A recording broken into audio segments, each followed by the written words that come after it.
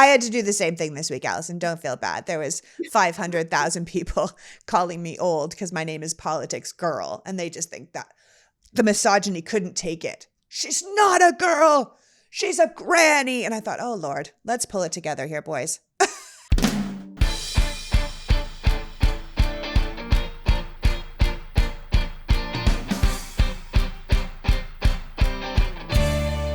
Hello, and welcome to the Politics Girl podcast. I'm your host, Lee McGowan. Let's get into it. Today's pod is a candid conversation with Dr. Allison Gill, the founder and CEO of MSW Media, a podcast network focused on news, politics, and justice. Allison, or AG as she's affectionately known, is a military veteran who worked at the U.S. Department of Veteran Affairs, but lost her job when she was targeted for being the confidential contributor and host of the Mueller She Wrote podcast, which the Trump administration, for obvious reasons, did not like. Allison went on to create The Daily Beans, a political and social justice podcast that gives the news, with swearing, 5 days a week. She's the host of the weekly podcast Clean Up on Aisle 45, where she and Andrew Torrez report on the Justice Department and the intelligence agencies as they rebuild after the damage caused by the Trump administration, and is now the co-host of the new podcast, Jack, with American attorney and former deputy director of the FBI, Andrew McCabe, which documents the actions of the new special counsel, Jack Smith, and his ongoing DOJ investigations into Trump and his seemingly never-ending list of crimes. I'm having Allison on today because she's brilliant and passionate, and she will arm our brains with useful knowledge as we go into the holidays and possibly come across a bunch of people whose brains are filled with less useful propaganda and misinformation. So without further ado, please welcome my guest, military veteran, podcaster, and passionate warrior for justice, Dr. Allison Gill. Welcome, AG. Hey, how are you? It's so good to see your face. I haven't seen you like in person in so long, so it's really good to see you. In months. It's really great. I'm so excited you're here. You're just so smart and you're so devoted to the country, not just as a veteran and a civil servant, but as a patriot who, like me, started your first project in your kitchen because you couldn't just do nothing anymore while it was all going on. So tell me about that first project and how it all got started. Yeah, sure. It's been like almost exactly 5 years. It was November of 2017, and I was watching MSNBC, and they had this documentary on about Watergate called "All the President's Men Revisited." It came out in like 2013 or something, and they were rerunning it, and it had all the familiar talking heads like Maddow and Lawrence, and so I'm watching that, and I'm thinking, I think they're showing it to show parallels between the Mueller investigation and what happened in Watergate. And I thought to myself, I bet in 20 years, there's going to be documentaries on the Mueller investigation. I want in on that action. This is very historically important. I think somebody needs to be documenting this. And so I said, why not me? And so I started a podcast about it in my kitchen, like with some cheap mics. So that's, we're soul sisters in that. We're kitchen sisters. And eventually, I worked for the federal government. Eventually, the Donald Trump administration found out what I was doing. I was creating this huge counter narrative with millions of listeners to what he was trying to spin. And so they found me and found my podcast and then removed me from my job. I was this whole counter narrative to what the Trump administration was trying to push. And it was getting out to like millions of people, millions of downloads. And they didn't like that. So they found out, they investigated me, the Trump administration, they investigated my podcast and eventually removed me from my job at the federal government. But because he's not the smartest, he's not the brightest crayon in the sea, as my friend would say. He didn't realize that by firing me, it freed me up from the Hatch Act. And so we all got together online and we raised about $500,000 to fire him.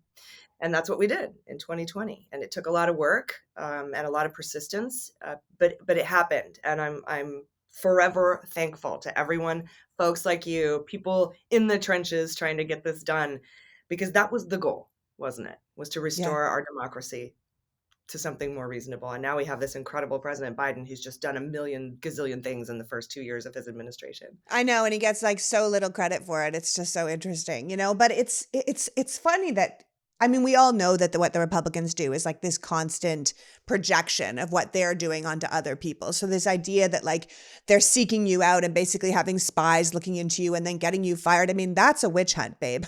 Like that's crazy. You were doing it kind of surreptitiously anyway. You weren't doing it on business time. You weren't doing it on corporate time. You weren't saying, here I am as a government worker doing this. You were doing this exactly the way it was supposed to have been done. And yet they kind of came after you because that's the kind of petty guy he is. But it's that same patriotism, right? That fascination with politics that got you into your new project, which focuses on yet another investigation into Donald Trump that's now being headed up by special counsel Jack Smith called Jack. You want to tell us about that project? Yeah, and I want to talk a little bit more about reclaiming patriotism from the right, because they don't have a stranglehold on that No. term at all. Yeah. But yeah, if you had told me 5 years ago that there would be a second special counsel investigation into Donald Trump, and that I would be doing another podcast, but I would be hosting it with Andrew McCabe, I would have never believed you. That we're at a point now where I'm friends with about half of the people on Mueller's team. We talk on the regular, and we have these incredible experts come in. We had Hugo Lowell, who's the investigative politics reporter for The Guardian, all things Trump and Department of Justice. He's also a congressional reporter. We're going to have Andrew Weissman, former head of Team Manafort on the Mueller investigation, come in. We'll have Peter Strzok come in, who was an FBI analyst. So yeah, once again, I find myself in a position where I have the ability to bring all of that news and cover it in a way that keeps people engaged, which I know is like your core mission for what you do, to keep people engaged and informed about what's going on in these special counsel investigations, and so that they can, take it forth with them and be armed with knowledge and information. Because first of all, it helps you when you have conversations, but second of all, knowledge is the enemy of anxiety for me. And so I really want to kind of arm people with that sort of, just that ability to understand everything that's going on in simple terms, breaking down the legalese so that everyday people can understand it with the help of these incredible experts like Andy McCabe.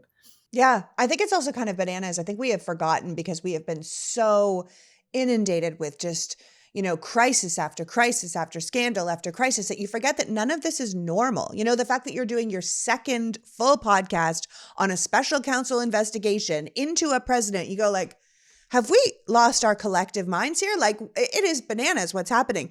And I was reading something that somebody smarter than me said, and they said that we should stop calling these things scandals. Scandals are like so-and-so had an affair with so-and-so's wife, right? Like, these are crimes. These are crimes that were committed, financial crimes, constitutional crimes. We should be calling them for what they are and treating them with the appropriate severity, right? And you're out here breaking things down for people, which, as you know, is where I live. I love that, to make things accessible to people so they don't have to check out. So they know when someone says something wrong at their dining room table, they can be like, actually, you might want to look into that because that's some misinformation you've got there.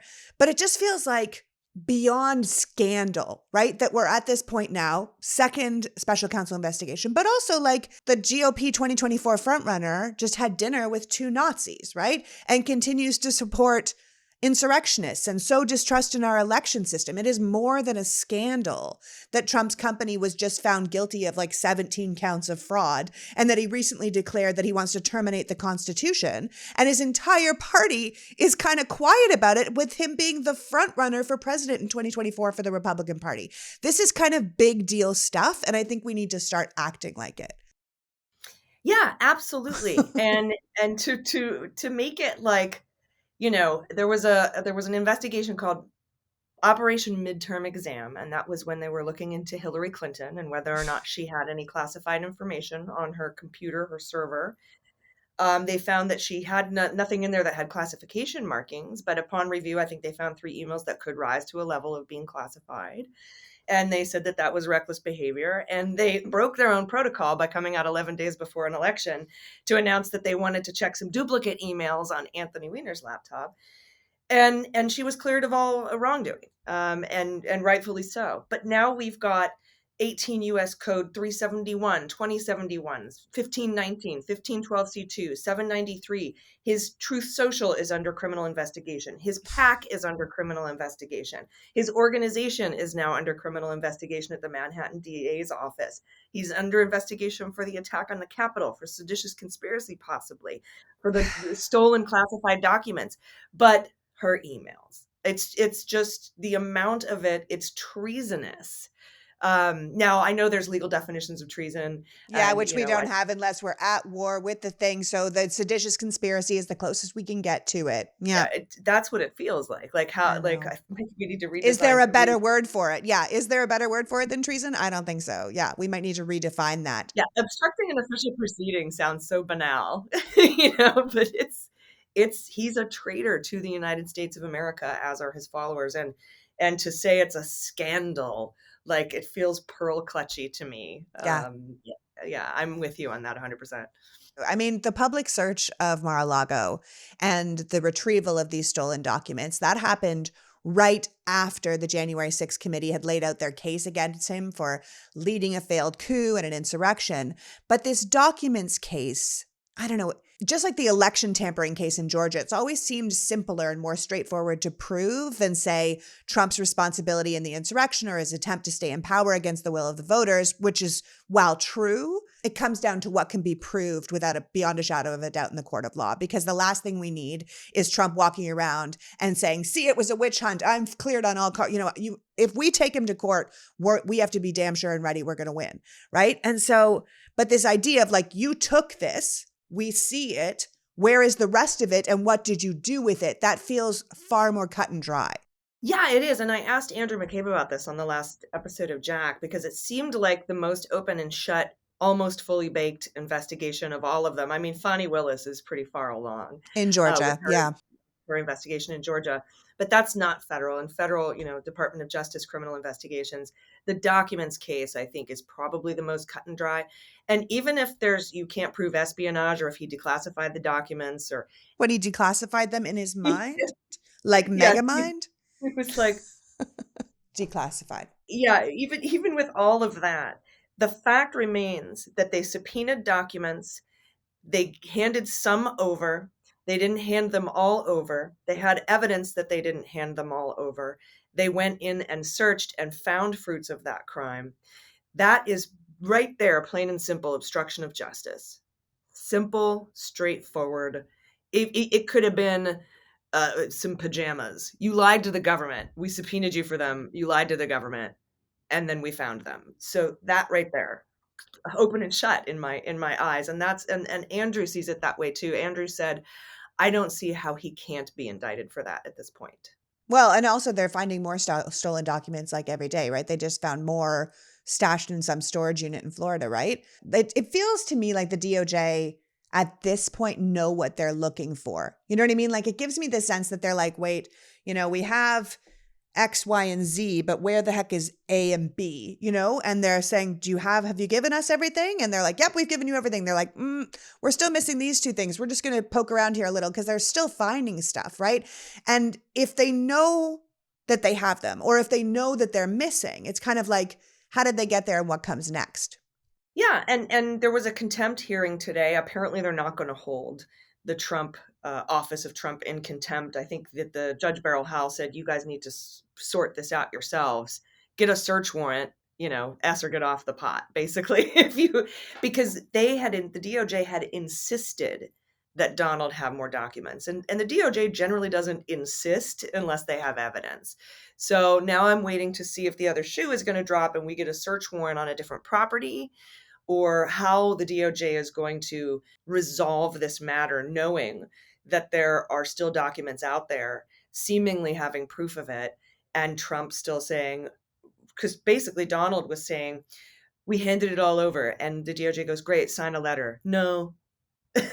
So, Yeah. So then you wonder, like, should they be searching Bedminster? Should they be searching Trump Tower? Should they be searching, and you said, and I absolutely agree with you, even though we both sound like crazy people, should they be searching, Ivana's coffin on the golf course? Like, it's humiliating to say that. And I feel like a complete tinfoil hat wearing creep to say it. But when I read that you were like, yeah, should we be searching that coffin?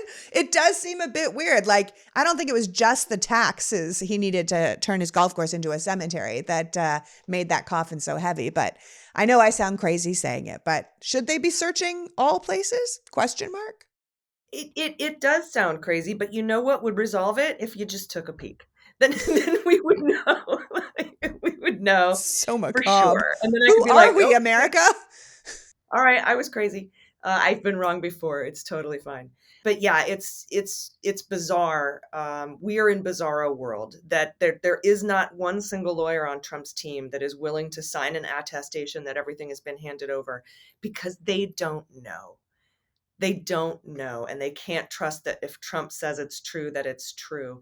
And the fact that the DOJ knows that there's other documents out there, where are they? Did he shred them? Did he destroy them? Did he put them in a fireplace? Did he bury them somewhere? Did he give it to somebody? Like, they're missing, or he has them, or he Right, gave them away. right. It's as simple as that. I mean, these pretty open and shut case in my eyes. But if DOJ has proof, I think they probably have proof that there are documents still missing that he has, but maybe they don't have enough proof to go in and get a search warrant. Maybe they don't have probable cause like they did at Mar-a-Lago, where the valet has on video moving boxes and then told him Trump told him to. That's definitive proof that can get you a search warrant, but maybe they don't have enough to grab that search warrant in other properties. And that's good. Lee, we don't want the FBI to be able to come into our homes and search it without probable cause. So I just want Right. everybody to be, just because he needs to go to jail doesn't mean we need to trample over our constitutional rights as criminal defendants. Yeah, we always say that here. Like, if you want to live under a country and the rule of law, you have to follow the rule of law. Even though you're like, this guy's clearly guilty, you're like, yep, still need to follow it step by step if that's how we want to live. And that's how I want to live. And I know you do too. How could I go into the holiday season without talking about my beloved athletic greens? Whether you've listened to this podcast before or this is your first time, I want you to understand what a fantastic product Athletic Greens is. The holidays are a busy season, so if you or someone you love wants better gut health, more energy to sleep better at night, or a better, happier, functioning immune system, but you don't want to put together an entire list of supplements that will actually work, then this is the product for you. With 1 scoop of Athletic Greens in water on an empty stomach, you're absorbing 75 high-quality vitamins, minerals, whole food source superfoods, probiotics, and adaptogens to help start the day off right. This special blend of ingredients supports your gut health, your nervous system, your immune system, your energy, recovery, focus, aging. So basically all the things. Athletic Greens was originally created when the founder experienced a ton of gut health issues and ended up on a complicated supplement routine to recover that was costing him about $100 a day. Athletic Greens, on the other hand, costs less than $3 a day and includes all the nutritional insurance you need.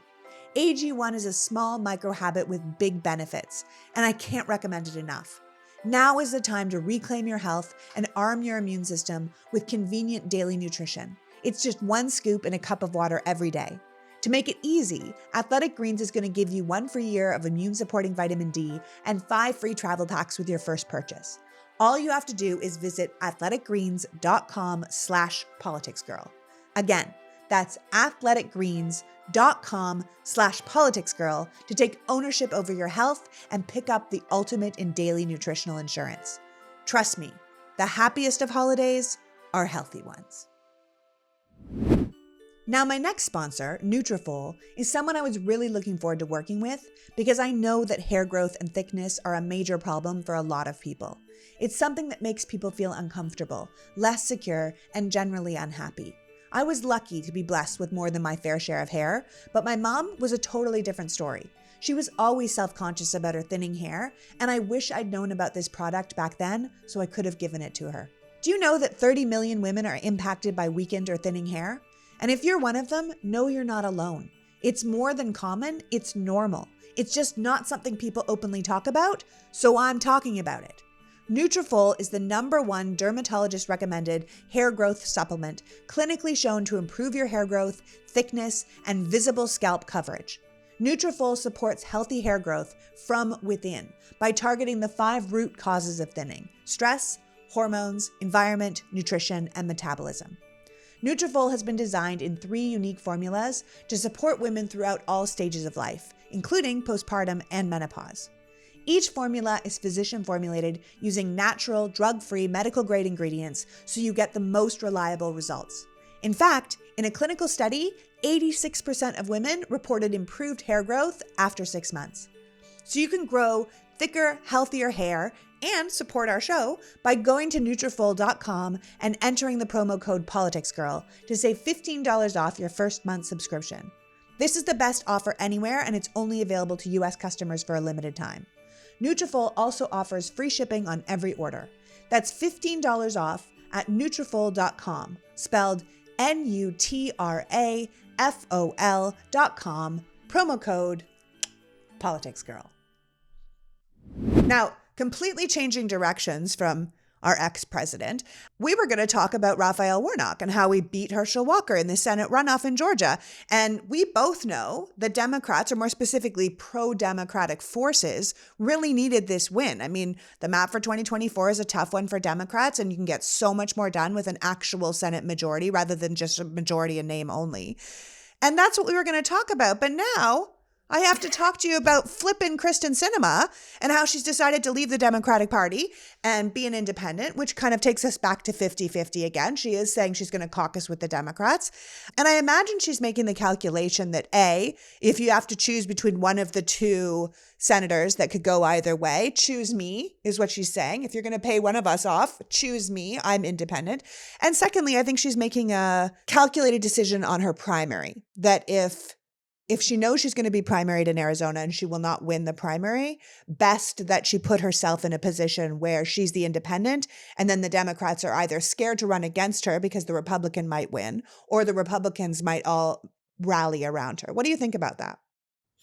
Yeah, I think that's exactly what it is. She's trying to secure her 2024 seat by running as an independent, because now I put out a tweet last night saying, what if I ran against Sinema? I'm from Arizona. I'm a daughter of Arizona. I went to Xavier College Prep. I went to Northern Arizona University. I went to Arizona State. I only left the state to join the military. But then Ruben Gallego announced that he wants the seat. So I am 100% in support of Ruben Gallego. It is frightening, though, because she is technically not a Republican. So I feel like she could siphon votes from a Democrat, and I think that that's her play and that's her ploy. Now, I am very glad she's going to caucus with the Democrats. That keeps us able to have our majorities in the committees, which is what we really needed. Yeah, that was the big focus. That, and not having to have the vice president come in to break ties. But now we still might have to have the vice president come in to break ties. So I know, it's such a bummer. And like I said, that map for 2024 really is a very tough one for the Democrats.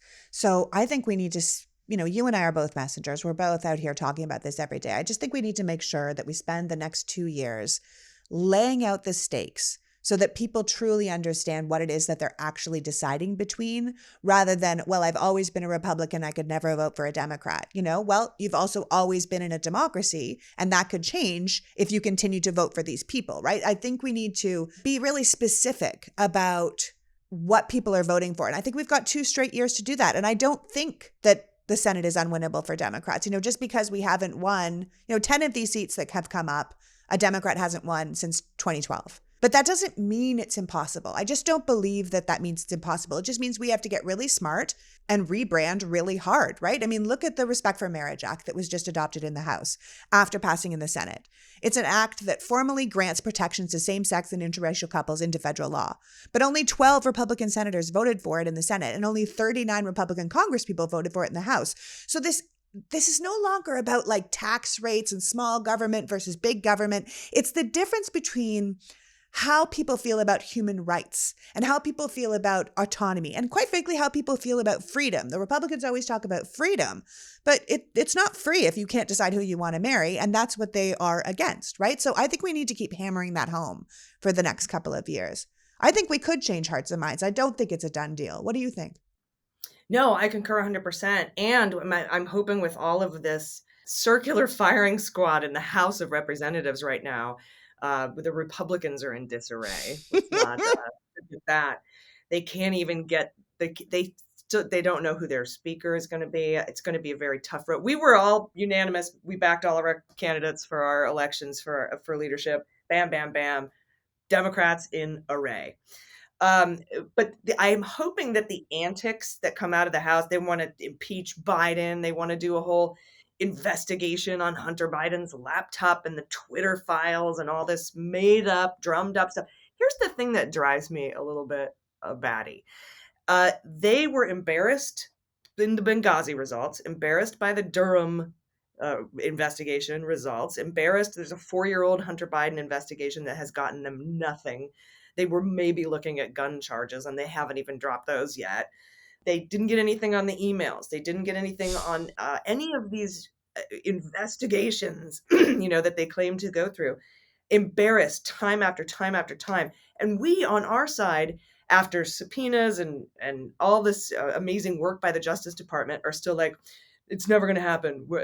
They keep Lucy keeps pulling the football out. I'm like, why aren't Republicans like that? Why do we beat ourselves up like that? And Republicans are still 100% for this stuff that's going to go on in the House, these just absolutely ridiculous investigations. And I'm hoping, Lee, that the antics in the House by the Republicans lose them the House in 2024.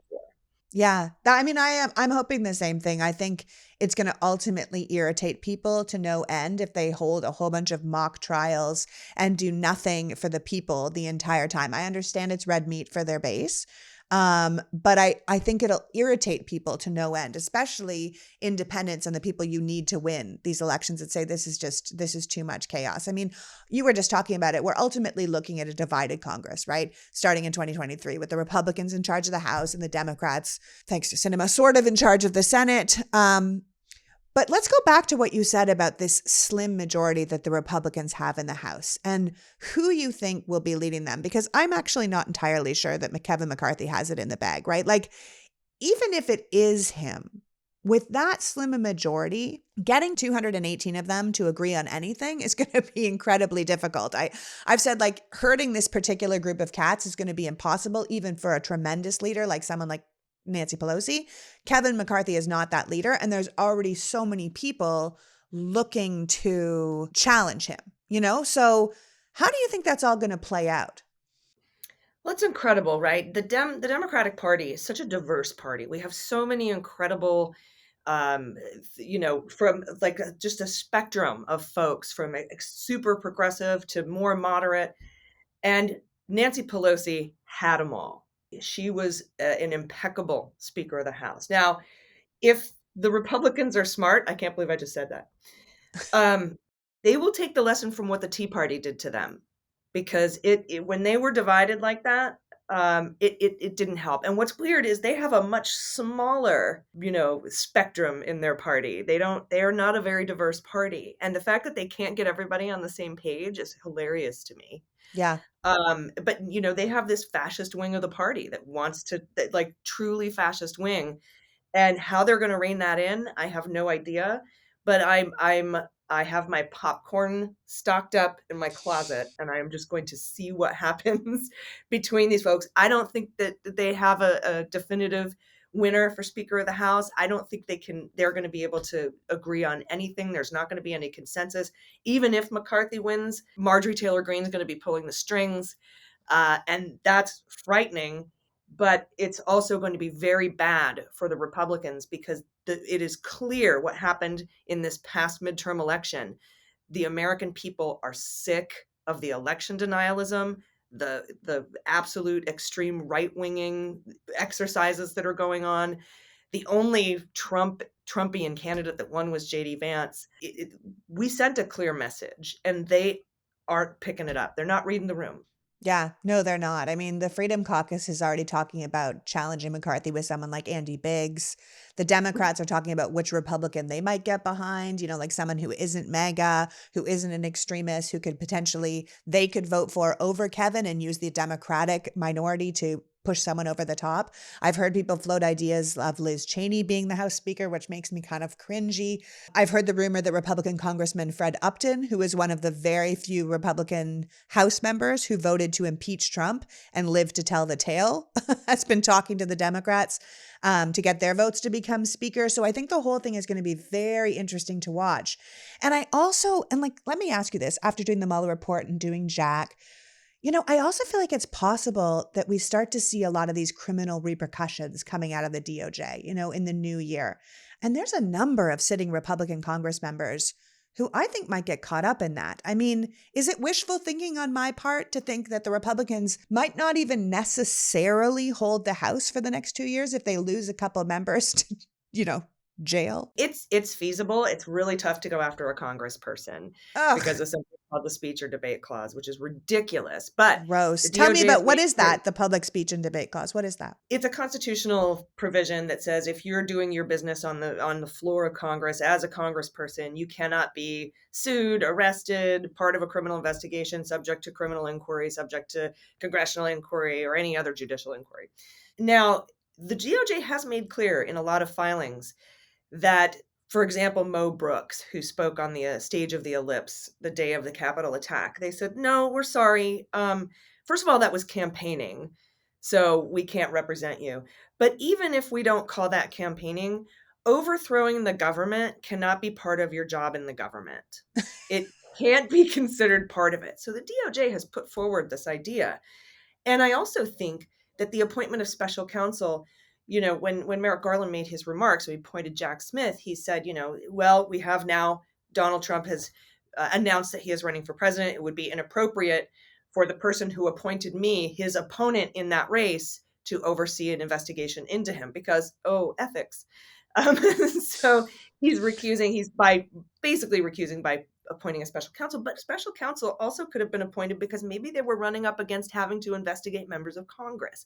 We know that they confiscated Rep. Perry's phone. Perry is the one who met with Meadows and then asked, was trying to introduce him to Jeff Clark, who was one of the architects of the fraudulent elector scheme. And who they And we wanted know that to put Meadows in as AG because he would just declare that there was trouble with the election. They wanted to make him AG, even though he's an environmental lawyer who's never done anything like that before.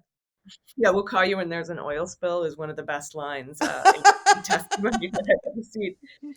But, also the Meadows was burning documents in a fireplace after having met with Perry. So it might also, the appointment of special counsel might have been to insulate the Department of Justice from politicization in going after some of these members of Congress. And now we know the January 6th committee is possibly going to make criminal referrals for some of these members of Congress, including folks like Jim Jordan. So I think it's going to be very interesting to see how this plays out, whether the Justice Department can go after these folks. Trump's no longer president, but there is this speech or debate clause, and I'm very interested to see if and how the DOJ gets around that if they decide to pursue prosecution against current sitting members of Congress. Sure. And that'll be very difficult for the American people to stomach, knowing that if there is something happening, they're protected by this random clause that says we can't go after you. Like if you did something, Allison Gill, we're coming after you. But if Marjorie Taylor Greene is the person holding the bag with the bomb in it, we can't do anything about it because she's a sitting congressperson. Like that's going to be very irritating to the people. And I know that the Republicans don't care about hypocrisy and being the party of law and order, but I think that would be very tough on the party itself to have all those. It would. And bag with a bomb in it is not covered by the speech or debate clause, just to be clear. But if we say no one is above the law, and then Congress people are protected by the speech and debate clause, I have to point out that the speech or debate clause is part of the law in that sense. So saying nobody is above the law, that includes that carve out because we also don't want Congress people to be able to be sued for something that they stand for in the well of the Senate, for example. Sure. Because the Republicans will do that. They would do that. They would file civil suits against, Nancy Anybody. Pelosi all day and all night. So we don't want that to happen. We want to keep that clause in there because it stops bad actors from being bad actors. But if there happen to be criminals who are Congress people, the only way we have to handle that is with more democracy, right? We have to vote them out. Is that what you're saying? Well, with that, particularly with the Mo Brooks example that I was telling you, where the Department of Justice said, no, that's not part of your job as a member of Congress, and it's not protected by the speech or debate clause. Or for the courts to tell Lindsey Graham that your phone calls to Brad Raffensperger are not part of your job. You must testify to the Fulton County grand jury. We have seen the courts and the Department of Justice draw a very distinct line between what is considered congressional part of your job and what is not. So I have a little bit of faith that if they decide not to pursue these members of Congress, that it's for something other than the speech or debate clause. Do you know what I mean? Right. Yeah, I'm no, I do know what you mean. And I think ultimately it's people like us who it's our job to make people understand that so they are engaged with that, so they understand what's happening, so they don't just think, well, nothing ever happens and everyone's about these people are all above the law. I think we need to kind of keep explaining that. And I think we also have to keep explaining our case for democracy. We have to keep explaining our case for fairness. And I think we have to be really single-minded in that messaging. I mean, we definitely don't control the medium because despite what we hear about the liberal media, most radio and television and newspapers are owned by billionaires and libertarians and right-wing zealots. And now our most democratic public square, Twitter, which you and I both use extensively, has been inundated with right-wing trolls. And that's making it much harder for us to talk to each other because we're busy kind of fending off the chaos. And you recently wrote that you're convinced Musk is feeding right-wing tweets to Democrats and left-wing tweets to the right to kind of make us fight and see what happens. And we lose the message there. Yeah, well, rage sells, right? We know from Facebook investigations that an anger emoji was given 7 times the weight of a like or love emoji when selling ads. So if he can turn everybody loose into each other's feeds and get us mad at each other and build that rage, he can bring advertisers back because it will increase engagement. So I just want to please tell everyone on Twitter, if you're seeing these right-wing trolls, mute them, don't engage. That is Musk's plan or the Saudis' plan. Let's face it, they bought a big chunk of his debt. That's the plan, is to get you to engage, to get you to be mad so they can sell stuff to you. You are the product. You have always been the product. If you don't engage, if you engage with the people you love, turn on notifications for the people you love, for good information, for correct information, I think that is the single best way we can prevent the town square of Twitter from being turned into just a dollar machine for a billionaire. Right. I mean, they talk about forcing us outside of our echo chambers, but if you're no longer, as you pointed out, getting the curated feed that you spent years creating, right? And I personally find it exhausting to spend all my time sifting through a bunch of garbage or blocking hundreds of accounts. I'm like, who are you? And then I go to the account, I'm like, oh, you have 11 followers and you opened your account, 3 weeks ago and your name is MAGA Daddy, like, okay, like block, but it's exhausting and it's broken. And I think it's broken by design because he's trying to fix it in a different way. Yeah, and I mean, echo chambers, like there's nobody tweeting me about tax policy differences or, maybe we should shore up the ACA instead of looking at universal health care arguments. These are Nazis. These are fascist disinformation trolls. That's not siphoning, like siloing myself away from fascists is not creating an echo chamber. If you want to talk to me about tax policy, let's go. I don't see that happening on Twitter from the right wing. No, and I think you're really right that we need to be very clear and strongly condemn and paint the people who are fascist and Nazis as fascists and Nazis, right? Because if we don't, they're ultimately just going to flip the script and paint us with that brush. We're already communists and socialists and baby killers and all these other things. We're going to end up being fascist soon because they are. And I think we need to be really clear that people understand what the Republicans are doing, what the Republicans are willing to do, what they're willing to abandon democracy itself to keep who they want on the top, right? And we can't just shame them or point out their hypocrisy because I don't think they care enough about being shamed or about the hypocrisy. We need to convince enough people, and we need to do that in the next 2 years. Now, I will say, as a comedian for 10 years, I was a comedian before I was doing this. Sometimes you will see me like clap back at Kevin Sorbo because it's hilarious. And I will ratio that person. So I just want to make sure, that I'm practicing what I preach, but I sometimes will make very pointed clapbacks at certain people because they're just so easy. And I do apologize for not walking the walk on that, but I can't help it. I'm so pleased to be paired with Thrive Cosmetics. Thrive Cosmetics is an incredible beauty and skincare line made with clean, skin-loving ingredients with no parabens, sulfates, or phthalates. Thrive is 100% vegan and cruelty-free, so you know that no animals were harmed in the making of it. but they also put the word cause in their name for a reason, because every purchase you make supports organizations that help communities thrive. These are fantastic products. I talk about their liquid lash extension mascara all the time, but I have to because it's that good. It's literally my go-to mascara. And that's saying something because I'm a blonde eyelashed gal who requires mascara to not appear eyeless, so I take it very seriously.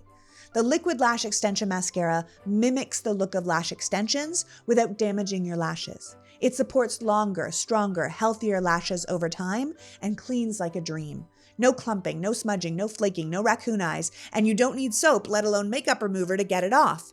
I'm telling you, it's the ultimate stocking stuffer, perfect little treat or add-on gift. You could also bundle it together with the brilliant eye brightener or hydrating lip tint or waterproof eyeliner. There's literally no shortage of amazing products at Thrive Cosmetics.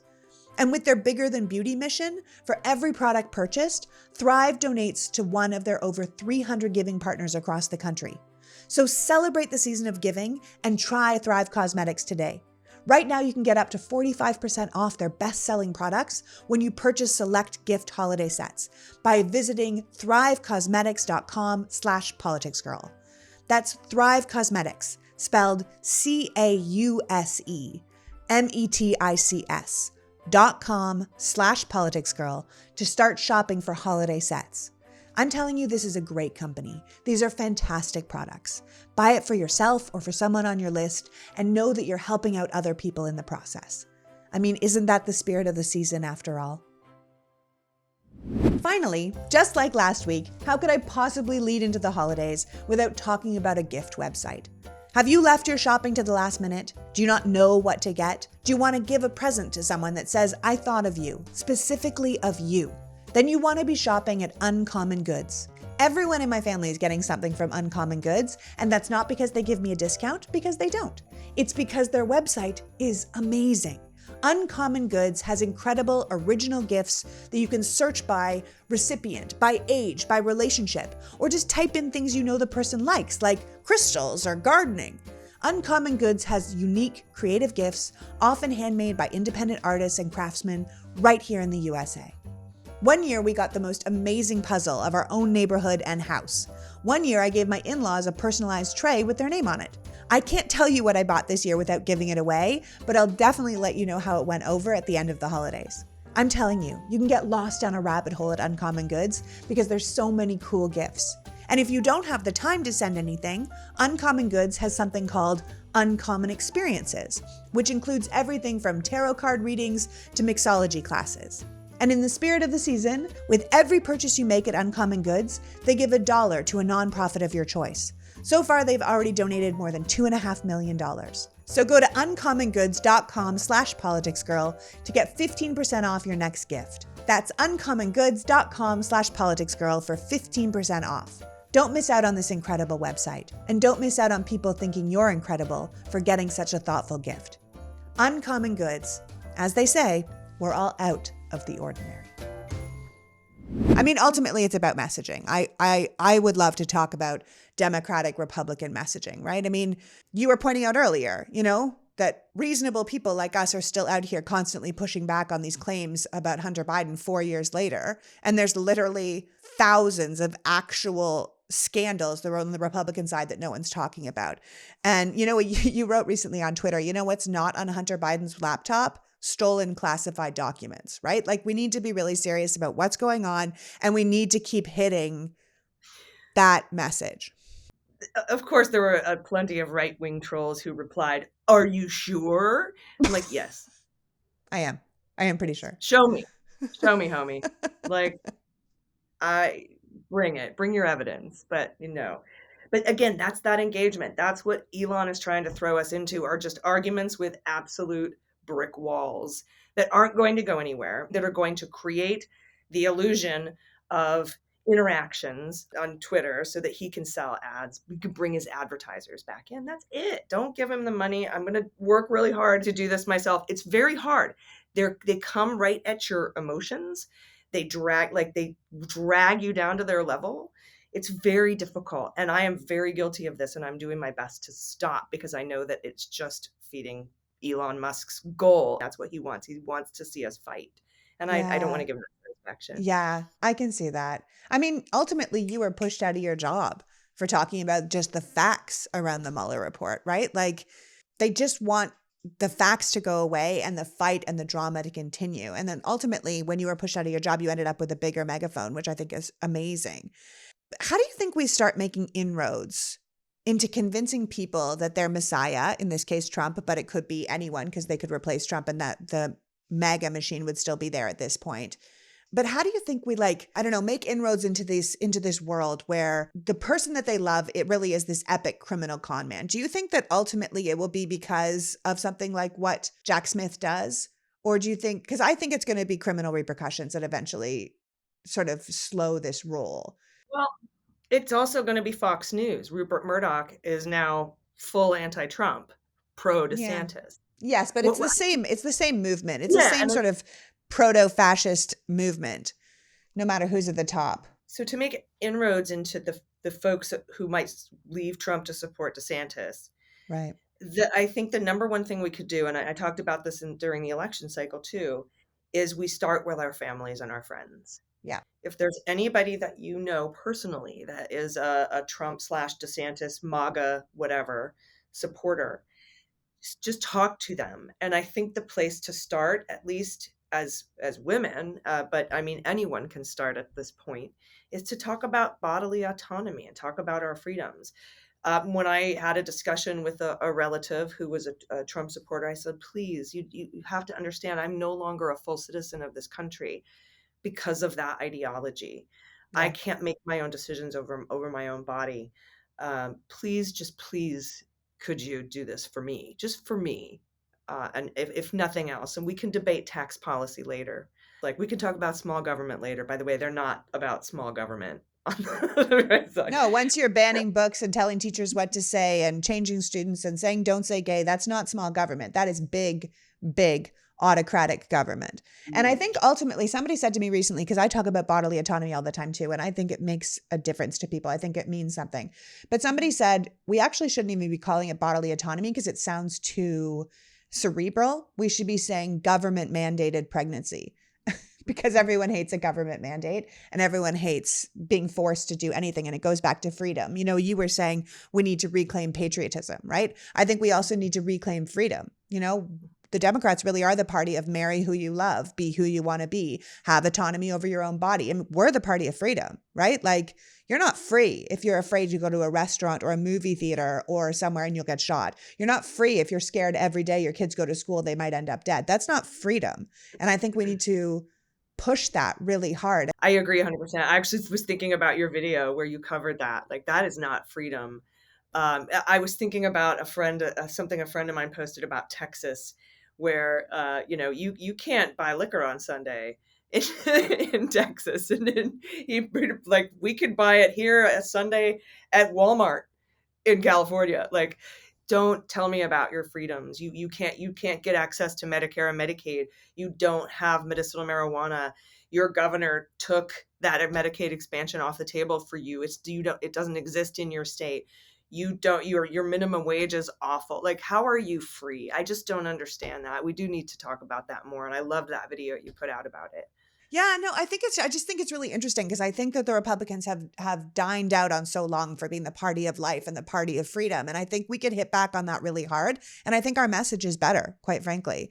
But when I was talking about does the court system, will it be a Jack Smith? Will it be the actual legal system that starts to take the wind out of the sails of this fascist movement? I think about what just recently happened in Germany, right? Like they arrested 25 people who were planning to storm the German capital, arrest lawmakers, execute the German chancellor, put a prince who was descended from German nobility back as head of state, this kind of thing. I mean, this was a huge big deal. And they did this before they had their coup, before they had their sedition.